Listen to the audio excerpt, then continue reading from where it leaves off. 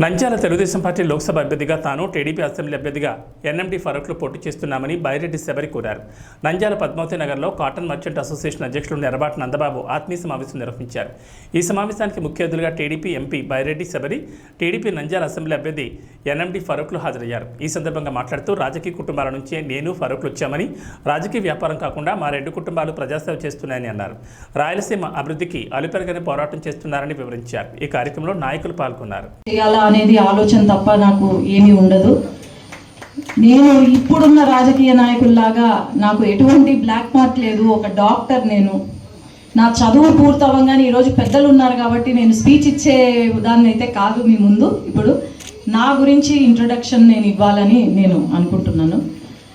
ఒక డాక్టర్గా నేను నా చదువు పూర్తి కాగానే కర్నూలులో నేను నా డయాగ్నోస్టిక్ సెంటర్ పెట్టుకొని, దాని తర్వాత ఎప్పుడు కూడా నా డయాగ్నోస్టిక్ సెంటర్లో పేదవాడు అనేవాడు వస్తే అది 10,000 కావచ్చు, 20,000 కావచ్చు, స్కాన్ ఫ్రీగా చేశాను తప్ప నేను ఎప్పుడు డబ్బులు తీసుకోలేదు.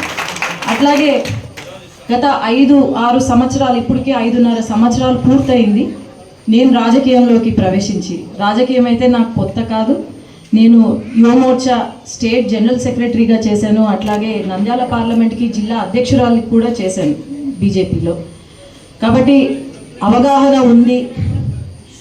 నేను ఎన్నో ధర్నాలు చేశాను, కొన్ని సమస్యలపైన పోరాడాను.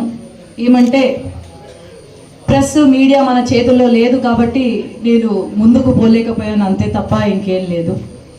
కాబట్టి నాకంటూ ఎటువంటి బ్లాక్ మార్క్ లేదు. అందరితో కలిసిపోయేదాన్ని. సమస్య వచ్చిందంటే ఖచ్చితంగా నాన్నగారి గురించి తెలుసు, ఫారూక్ గారి గురించి తెలుసు. ఎప్పుడు కూడా వెనకడుగు వేయకుండా ముందుకు వెళ్ళే వాళ్ళము మా ఫ్యామిలీస్. కాబట్టి మీరందరూ నా పైన మీ ఇంటి ఆడపిల్ల అనుకొని నాకు మద్దతు తెలిపి మీరందరూ కూడా మమ్మల్ని గెలిపిస్తారని చెప్పి నేను కోరుకుంటూ ధన్యవాదాలు.